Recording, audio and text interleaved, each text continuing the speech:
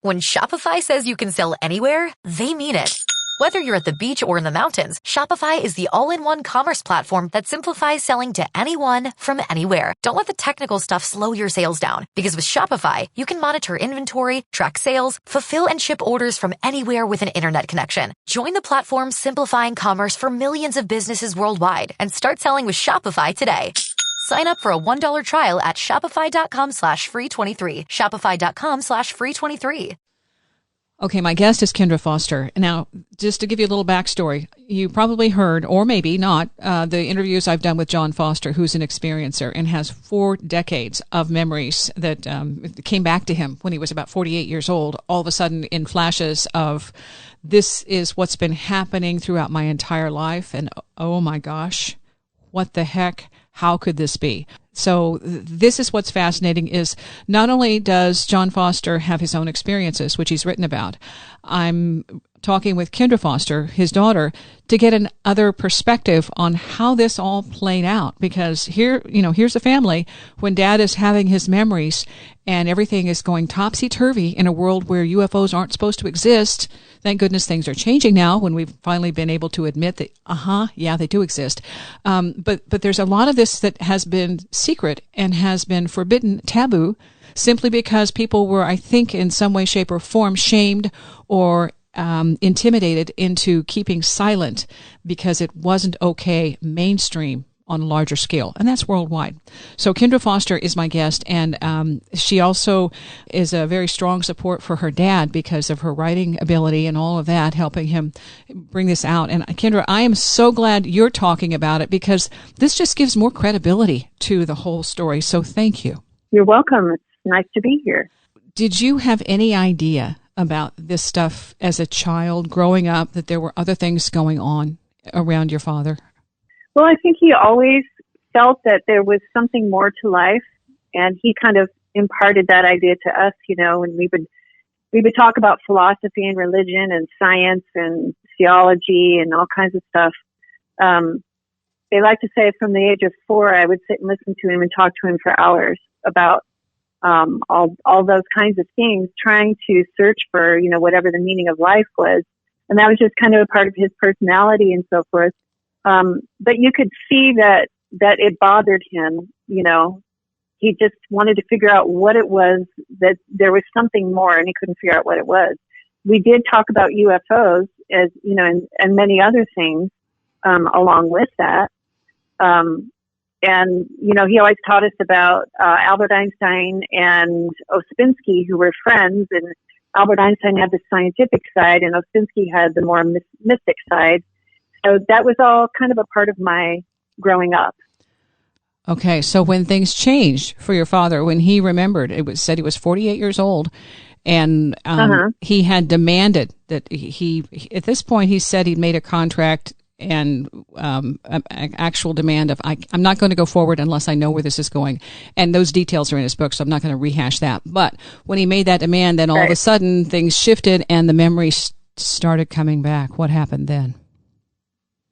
Yes, I remember the first time I heard one of them. We were sitting on their patio, and he was looking across the yard, and he just got this look on his face, and it took his breath away.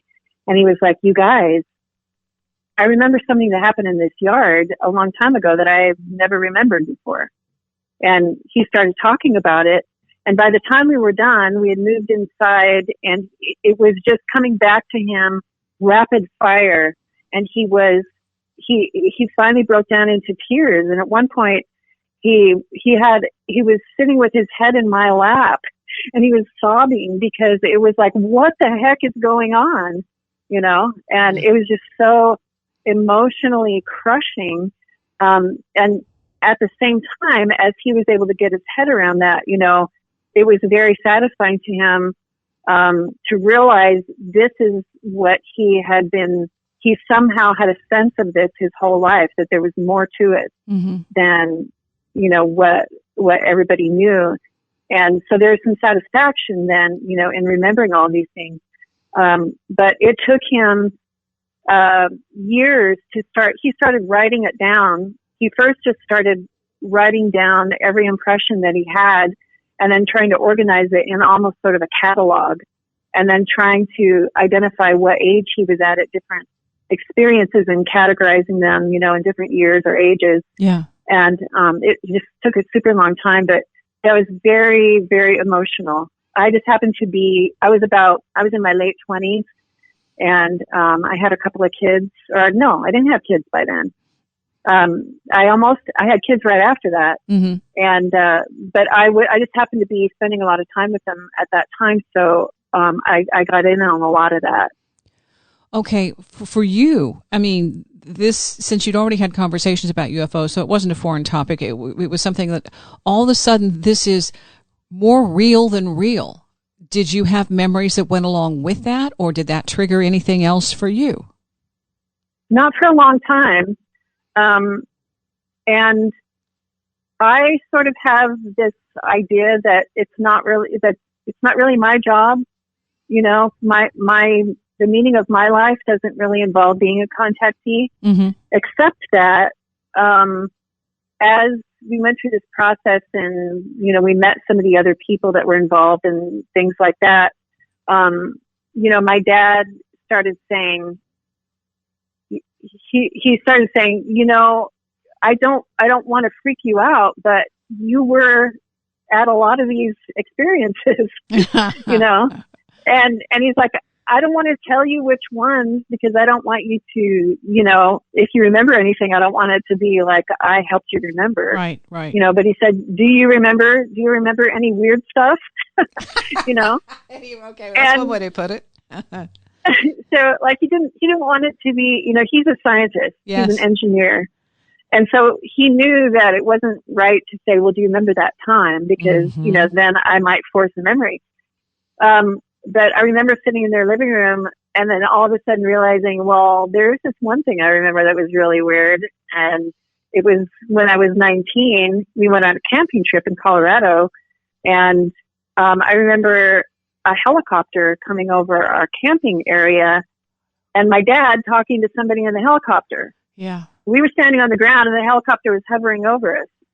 And I was like, so now that you mention it, how could we even talk to anybody in a helicopter? Mm-hmm. There was no wind. There was no rotor noise. And I said, so is that what you're talking about? And he goes, yes.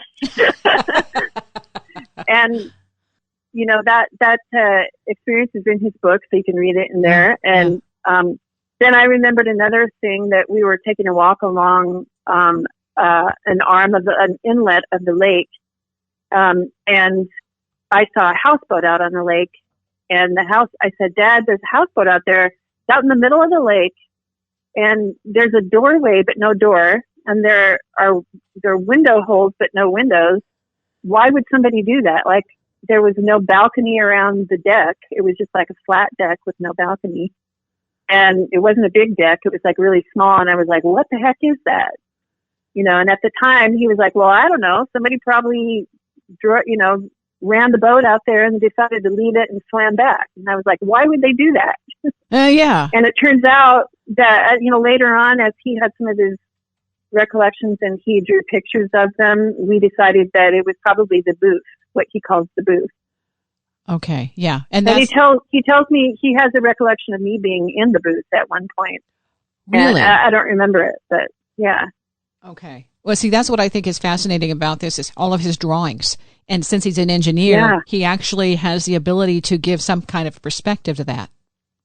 Yeah, he's both an engineer and an artist. So the drawings are drawn very scientifically based on scale. What he'll use something in the landscape to determine what the scale of the vehicle was and, how far away people were from it and things like that.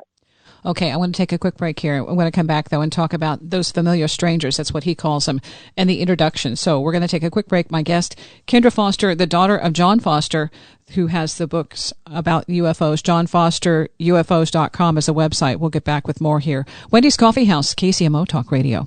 Kindra Foster, daughter of John Foster. Now, I've interviewed John before. JohnFosterUFOs.com. That's the website.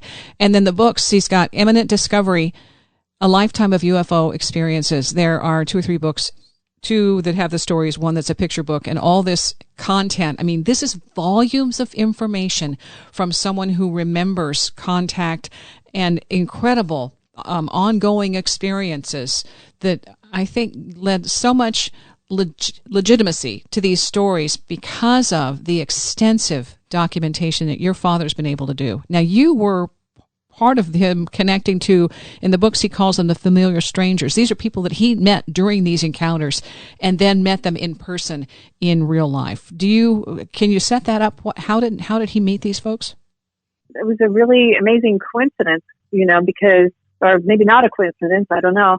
But I worked at the Mutual of Omaha companies in Omaha at the time, and I was sharing with a friend of mine at work about what was happening with Dad, because I knew that it was an acceptable topic for him. You can't talk to everybody about it, mm-hmm. But he had been the one who brought up some otherworldly kind of things. So I was like, well, you won't believe what's going on with my dad right now. And through him, he said, there are some people you really need to meet. And so he told us about a place called Power Landing in Omaha, where this group of people had gotten together to share their experiences and study what was going on. And they actually had projects that they were working on. And he outlines a lot of that in the books as well. So I told him about this, and he said, would you go with me if I go? And I said, sure, I would do that. So we went, and I think he has even shared with you how that went. He was completely blown away when we drove up to the building, because he was like, I know this building and I know where everybody is. And I was like, well, did somebody tell you when you talked to him on the phone? And he was like, no. I remember where it is. I've never been there, but I remember where this room is. Mm-hmm. And he walked right to it. And we walked into that group of people and got to know them. And as they were sharing experiences, they realized that they had been in some of the same places. It was amazing. That had to have been, I just kind of sat back and watched it, But I was glad to be there because I was worried about my dad. Yeah. And, it was such an overwhelming emotional experience. He was questioning his own sanity. And, at the same time, there was all of this really amazing information that was coming out. And the stories were just incredible. And, so I wanted to be sure that he had somebody with him that was, his advocate. Yeah. And so that's why I went with him. Okay. From some of the other people who were there, do you remember what they were disclosing, some of their own personal stories with this? Yes, I remember. So there was a lot of it that had to do with orphans from South America. It seems to be that a lot of their experiences were centered around that and the need to build a building and some lodging and so forth for orphans that were going to be coming up from South America.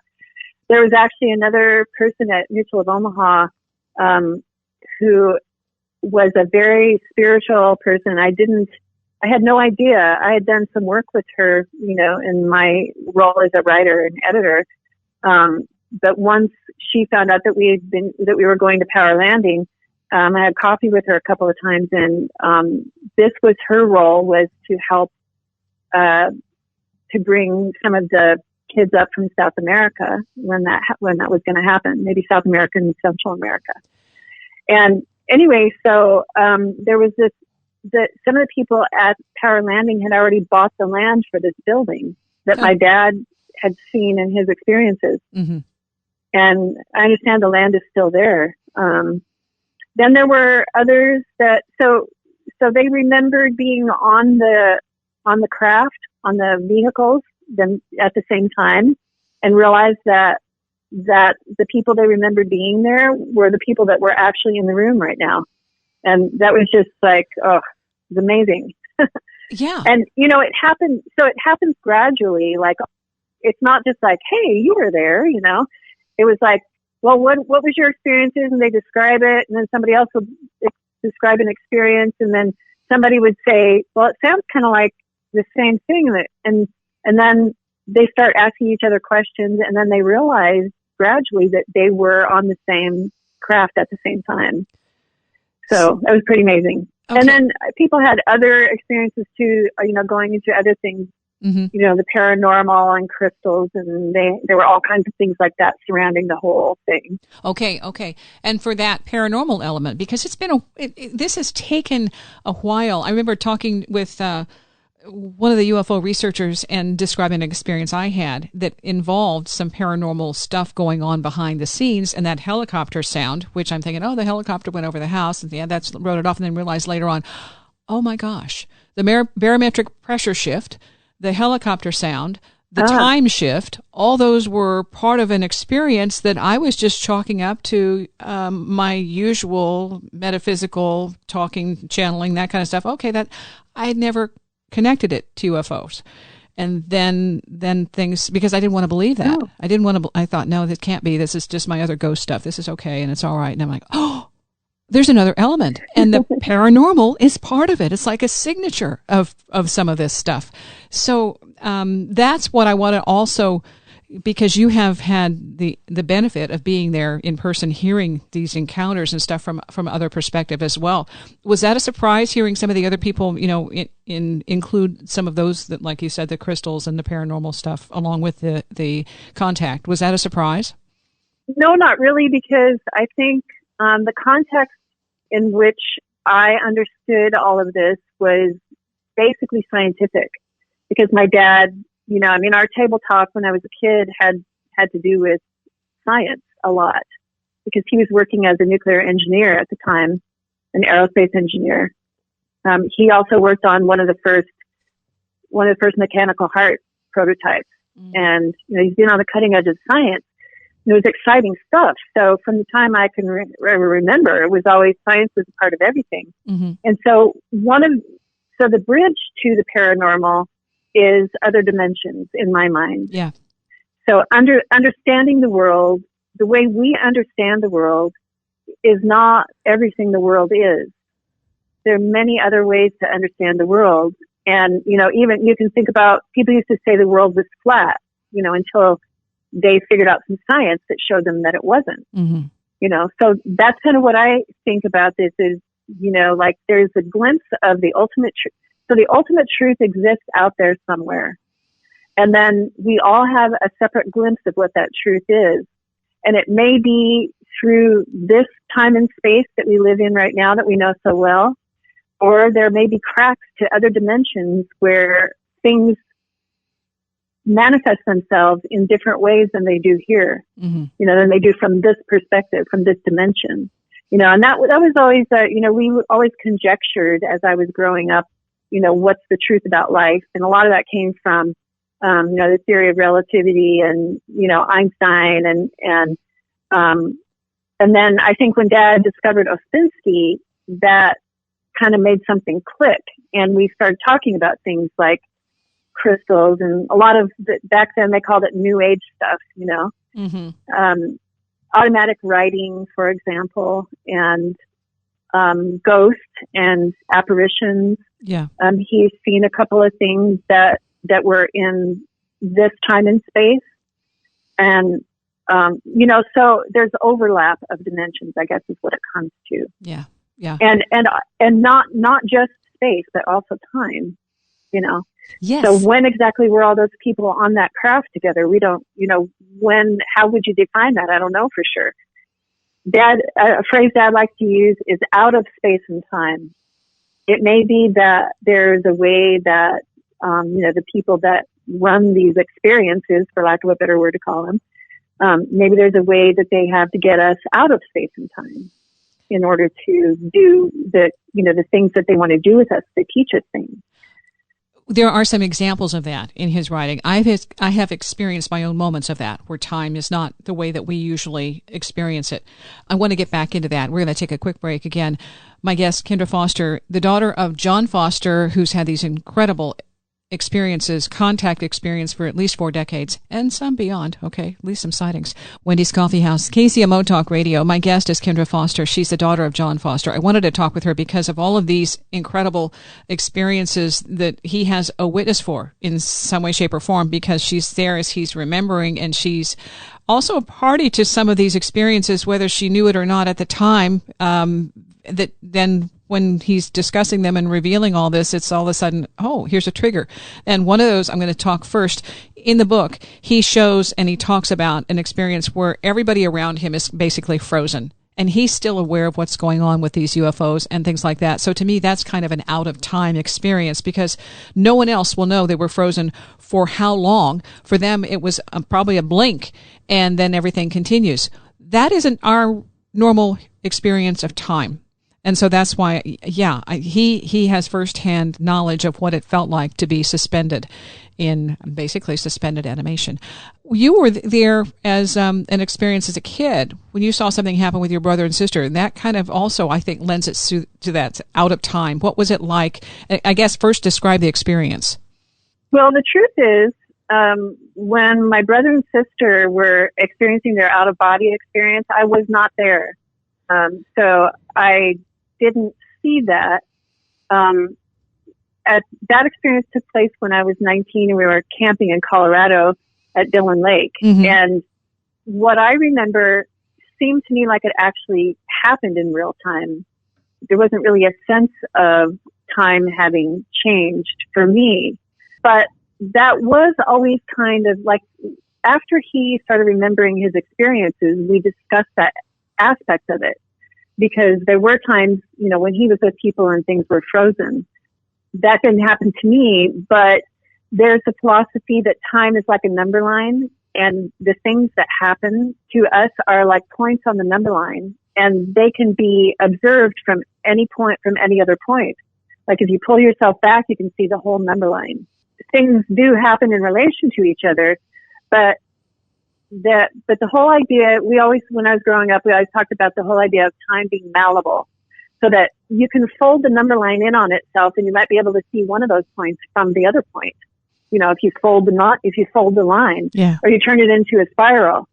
And so those kinds of things, I think, you can overlay that perspective or that idea onto some of the experiences that Dad had where time was different for different people, within one experience. There's some experiences. I know personally, my mom had an experience where she was driving a car. What she saw in front of her was going to be an accident. And so she's trying to choose the best, worst case scenario of how she's going to shift her car.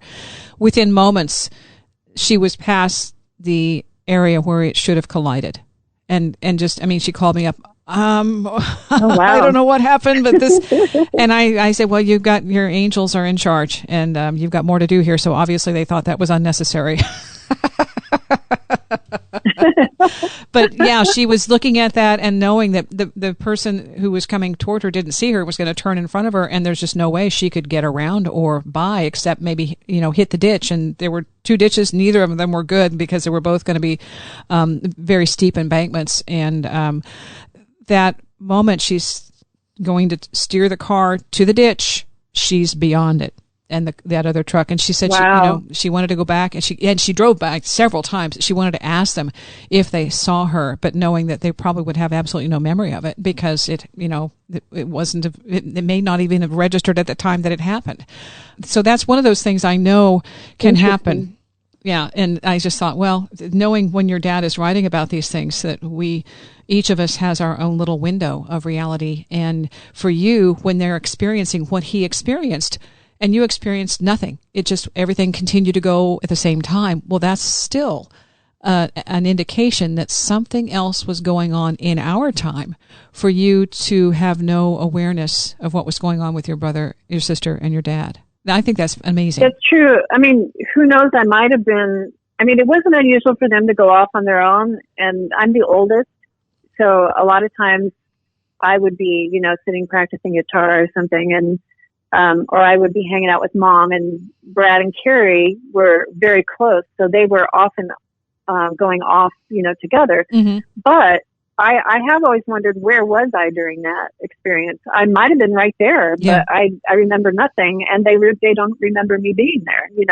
Just knowing some of the other stories that he has about things that happened at other times, or I might have been up at the camping spot helping Mom cook camp stew. Who knows? Our grandpa was with us at the time too. I remember. I was right by Dad when he was talking to the guy in the craft right above us, and I got a little spooked, so I went and stood behind my grandpa. Yeah, Grandpa's got clout. Okay, he's been here longer. He knows a thing or two. Take Dad. Yeah, that's right. And when Grandpa was alive, Dad asked him if he remembered it, and he had no recollection of it at all. I wondered about that. Because it would have. He remembers sitting with me on a log, kind of by the campfire. Remembers me sitting over there by him and standing by him, but he doesn't remember the craft at all. And you just remember a helicopter. Well, I always had the memory, but I always thought it was a helicopter. So then as we started talking more about these, Dad started talking more about experiences that had happened through his life, and we were sitting in the living room that day talking about it. I was like, wait a minute, there is something kind of weird. And I actually remember the memory begins with seeing a blue pup tent down the hill and asking my dad if we should be worried about it because we didn't see anybody coming or going. Mm-hmm. It's possible that was a craft. But in my memory, I still remember it as being a bright blue, really small little tent down in the depression above our camping area. Mm-hmm. And then I remember a spotlight being shown down onto it. That's what made me think they're looking for somebody. Who would they be looking for? A convict, an escaped convict. Right. Oh, yeah. Yeah. So I was worried about it. Uh-huh. But then the aircraft came from shining a light on that pup tent to shining a light down into our campground. And if you've read Dad's books, you'll know there were many experiences where there was a light shining down. In some cases, showing the bones inside of a person. Right. In other cases, maybe the beam of light is what brought people up to the vehicle. So I know it all sounds, fantastic and unbelievable, but in my mind, that's kind of what that light was. And I remember standing in the light, looking up into what I always thought was a helicopter. Mm-hmm. But then, many years later, as after his recollections, realizing there was no wind and no roar of, the rotors, I could hear the guy's voice. It was a man. He had kind of a deep voice. He wasn't super happy about something. That's all I remember. He was irritated. Well, he was kind of irritated. He was holding my dad accountable for something, and I don't know. I think that's what spooked me a bit. I was like, ooh, I don't want to be here for this. So I went and stood by Grandpa. Oh, wow. Okay. All right. Okay, we're going to take another break here. Again, my guest, Kindra Foster, and her experiences alongside her dad as he's having his memories, I think just give us a little perspective here of what it's like to be around somebody who all of a sudden finds their world is not exactly what they thought. And not only that, it's bigger and beyond anything they could have fathomed. So there are a lot of us here who are having memories and triggered by certain incidents. And I think it just means it's time for that remembering to happen.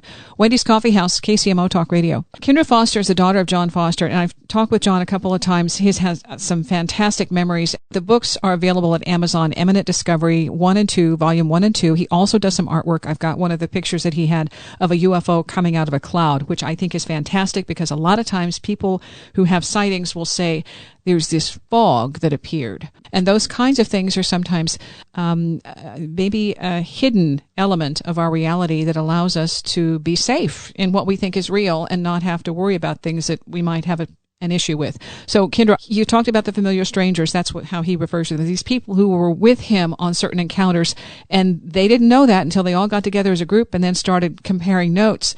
What was it like when you're talking with some of these people and hearing their stories for them to have their own memories and realizations with this?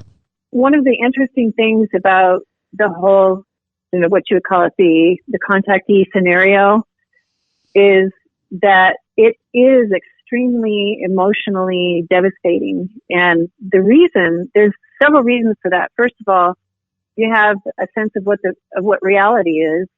And then all of a sudden you have this extra added element that doesn't seem to make sense in what you thought reality was. So it kind of sends people off into a tailspin trying to figure out what happened to them.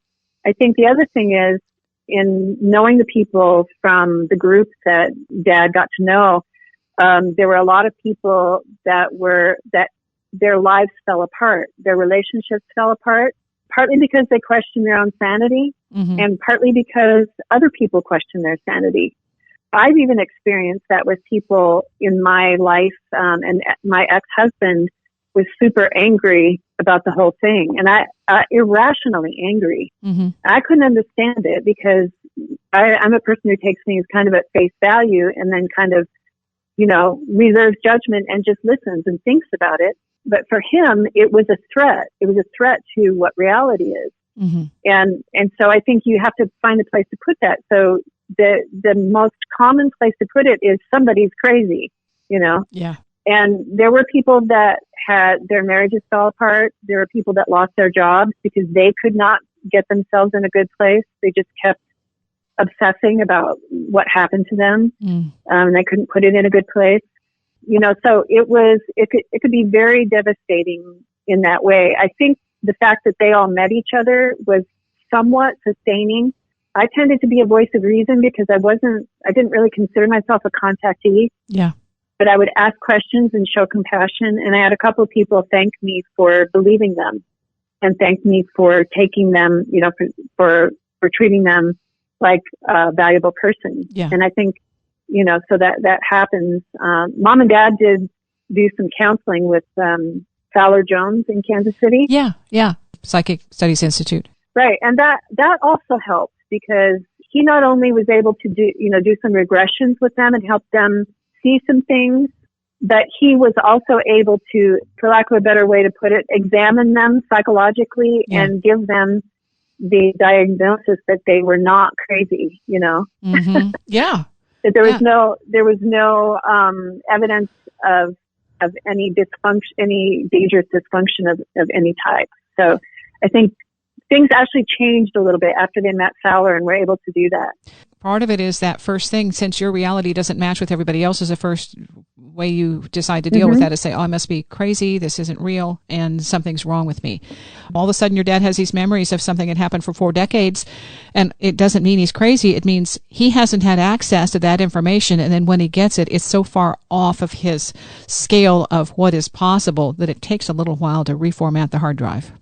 Yes, and I think it's also important to try to expand your understanding of the whole thing in many different ways. So, for example, I've had some people say, well, maybe his experiences were just psychological and he just remembered it in his head. At first, I was like, well, that's possible. But then part of my answer to that now is maybe that's okay. It's still an experience. Yeah. There may be parts of it that were what we might call psychological, but it's still real. And maybe something, still really did happen. And also to go back to your idea of the paranormal, maybe there were ways that, our physical existence overlaps in such a way that it would, we see what we think is a ghost, and it doesn't mean it's not real. It's real in a different context. Yes, we're not able to see the full picture. The other thing is going into the shamanic realm where there are other states of being and awareness. If you even go into the out-of-body or near-death experiencers, where everything that they talk about can be in some way, shape, or form validated on the physical plane. And then all of a sudden you have to go, well, how is that possible? We don't have those answers. And that's why I wanted your dad to talk. That's why I want you to talk, to say these experiences are happening, and they're happening worldwide. Until we start comparing notes and telling stories and sharing stories, we're limited. And we are, in some way, shape, or form, putting our head in the sand saying, no, go away, no. And it's not going away. It's happening. And we are better equipped to deal with it if we understand what some of the variances are in these accounts. And so I'm so glad that you are sharing it along with your father. And your father has cliff notes and all sorts of pictures and drawings and, dates and, for frame of reference. And that's brilliant. It's brilliant. Not everybody can do that. It is pretty amazing. I think the combination of his skills that have allowed him to do that, one of the things that I wanted to be sure and share with you is that I think it's important for us in order to validate this. I'm looking at this from the perspective of a contactee because I love my dad and I want him to be okay.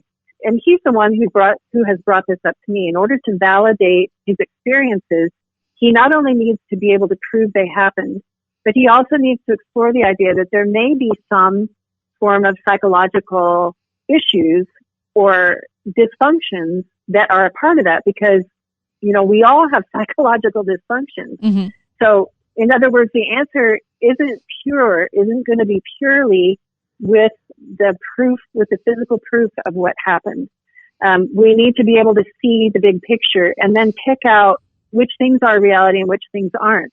But the crazy thing is that that definition may be changing now that it's more okay to include UFOs in the mix. Yeah. It didn't used to be okay. You had to separate it from other health and psychology issues and that type of thing. Now they can be mashed together, which should help us get further along to the truth. Well, and that's the thing. There are people who were studying nuts and bolts UFOs and saying that's all it was. It's a mechanical, material, physical thing.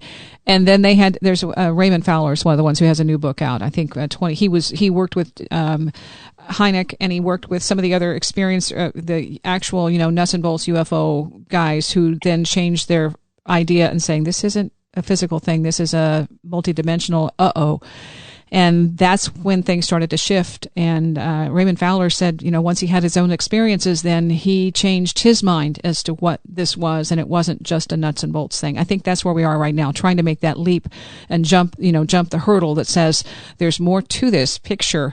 And it doesn't have to be a disability, but a different ability that allows one person to be involved in the experience and see it, where another person can stand right there and be completely either disinterested or ignorant or unaware. You put all those words on it. All it means is one person sees, the other person doesn't, and we have to figure out how that works. Does that make sense? Yes, that totally makes sense. I could talk to you for hours. And I know if somebody else talked to you, they would have different questions. So I just kind of trying to, give it my best shot at giving you a chance to share, what it was like and some of the things you shared with your dad, because I think it's wonderful to have this information in the arsenal to help us ask better questions. I think that is the uniqueness of my dad's experience, is that he had the tools to be able to not only assess the experiences scientifically as an engineer, but then also the artistic ability to draw them and a lifetime of study of philosophy and theology and science and all kinds of things to give it some perspective, that not all of us have. And so that's very valuable, I think, from my perspective. And I think that has been his desire, is to get that message across to people, because everything else that he's seen about UFOs doesn't have the depth of analysis that he's been able to give it. Mm-hmm. So I think he just wants it to be valuable to people and help them get their heads around, what's happening, and maybe not only what's happening to them individually, but how is this going to progress in our world, especially now that the government has allowed people to talk about it. Yeah, it's no longer taboo. Is there anything you want to add before we sign off? To all of those people out there who think it's a bunch of baloney, I think maybe what I want to say is it's okay to think it's baloney. You can start from that premise. The scientific process allows you to start by thinking that you're not going to find, things aren't going to come out right with your thesis, but keep an open mind, because we know that things aren't really what we, in every aspect of life, things are not what we think they are. I love that, because when it's science, it isn't about belief. It's about experience. It's about finding something that actually trips the trigger on the scale and is mathematically, in some way, shape, or form, coherent. And all of a sudden, then you have a new discovery. And here we are. This is so cool.